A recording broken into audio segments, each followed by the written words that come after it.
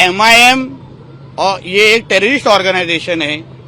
Bin Laden और ओवैसी में कुछ फर्क नहीं है। हम लोग जो अपील करेंगे वही जो आपके सामने ही कहा कि उसको बैन, ये टेररिस्ट ऑर्गेनाइजेशन है। ऐसा ऑर्गेनाइजेशन को इलेक्शन लड़ने का हक, अधिकार नहीं देना चाहिए। किसने अधिकार दिया इनको? कौन होते हैं बकवास करने वाले? हम तो चाहेंगे कि महाराष्ट्र के मुख्यमंत्री सबसे पहले इनको मंत्री पद से निकाल दे। इनको मंत्री पद से निकाल देना चाहिए। MIM और ये एक टेररिस्ट ऑर्गेनाइजेशन है। बिन लादेन और ओवैसी में कुछ फर्क नहीं है। जो काम बिन लादेन अलकायदा के माध्यम से करता था वही ये ओवैसी अभी AM के माध्यम से कर रहे हैं। क्या दूसरा फर्क है? उनका ऐसा कौन सा बड़ा काम है जो उन्होंने चुन के आने के बाद किया है? बताइए मेरे को। सिर्फ जिहाद ही करते हैं। उनके मैनिफेस्टो में एक ही लिखा है, हम जिहाद करेंगे, बाकी क्या होता है उनको काम? उनका काम ही कुछ नहीं है। तो इसलिए उनको जैसे हमने PFI को बैन किया है, अलकायदा, वैसे ही AM को बैन करना चाहिए। टेररिस्ट ऑर्गेनाइजेशन है। लेकिन वारिस पठान तो कह रहे हैं कि निदा खान मुस्लिम महिला इसलिए टारगेट किया जा रहा है। सबूत क्या है? क्या हम लोगों ने खराज को समर्थन किया क्या?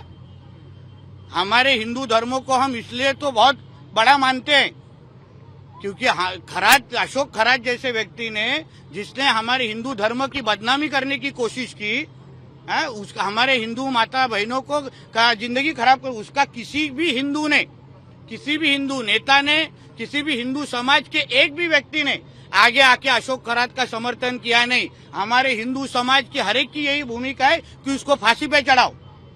तो फिर वही निदा खान के बारे में ये लोग क्यों बोलने की हिम्मत नहीं करते कि इसी को इस्लाम कहते? बताना चाहिए वो लोग ने। मुख्यमंत्री से आप कुछ अपील करेंगे MIM को लेकर? हम लोग जो अपील करेंगे वही जो आपके सामने ही कहा कि उसको बैन, ये टेररिस्ट ऑर्गेनाइजेशन है। ऐसा ऑर्गेनाइजेशन को इलेक्शन लड़ने का हक, अधिकार नहीं देना चाहिए। शुभेंदु अधिकारी भी जो है बंगाल में CM बने, सनातन धर्म को आगे बढ़ाएंगे। जिस तरह से इलीगल बांग्लादेशी वहां पे रह रहे हैं, तो आपको लगता है कि अब सनातन का दौर अब बंगाल में आने वाला है? देखिए, जरूर आएगा और उसका सबसे ज्यादा फायदा हमारे मुंबई को होगा। हमारे मुंबई के भारतीय जनता पार्टी के जो हमारे मुंबई के प्रमुख हमें अमित साटम जी हो, हमारे मुख्यमंत्री देवेंद्र फडणवीस जी हो, इन्होंने सबने ने उसी भूमिका, उसी इशू के ऊपर तो हम लोग मुंबई महापालिका का चुनाव लड़ा कि हम लोग को बांग्लादेश, रोहिंग्या, मुसलमान मुक्त मुंबई चाहिए। अब उसको और ज्यादा ताकत हमारे शुभेंदु भाई वहां से वे पश्चिम बंगाल से हमको देंगे।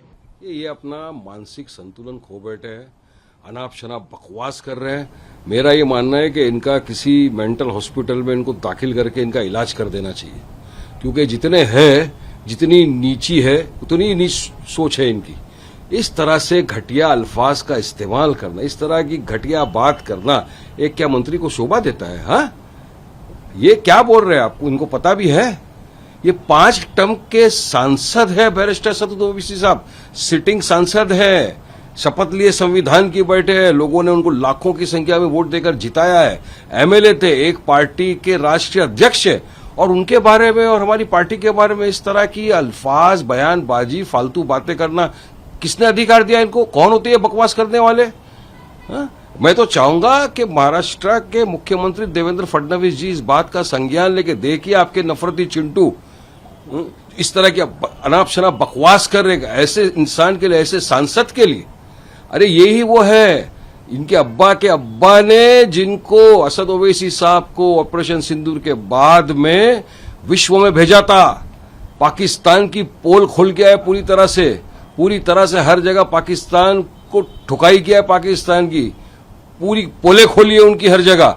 तो भारत सरकार जब इस आदमी को, इस प्रेसिडेंट हमारे जो असद ओवैसी साहब को इतना रिस्पेक्ट देती है, उनको बाहर भेजती है, और जो आदमी देश के लिए इतना लड़ता है, हाँ, उसके लिए आप इस तरह के अल्फाज इस्तेमाल करेंगे? आपको किसने अधिकार दिया? आप होते कौन हो? आप गली के नुक्कड़ छाप की भाषा इस्तेमाल कर रहे हो। तो हम तो चाहेंगे कि महाराष्ट्र के मुख्यमंत्री सबसे पहले इनको मंत्री पद से निकाल दे। इनको मंत्री पद से निकाल देना चाहिए। ऐसे नफरती लोगों की कोई जगह नहीं है। जाओ ना, पहले तुम्हारे संगठन को बैंड लगाओ ना। जो आए दिन नफरत फैला रहे, दंगे भड़काते, उनके ऊपर बैंड कब लगाएंगे आप? उनको बैंड लगाओ ना। एक पार्टी, रजिस्टर्ड पार्टी के बारे में आप इस तरह के बकवासबाजी कर, तो मैं सरासर ये गलत बात है। मैं हाई वर्ड में इसका कंडेम करता हूं, और हम चाहेंगे कि इनके खिलाफ फौरी तौर से कार्रवाई करें और इनको मंत्री पद से फौरन हटाया जाए महाराष्ट्र सरकार द्वारा।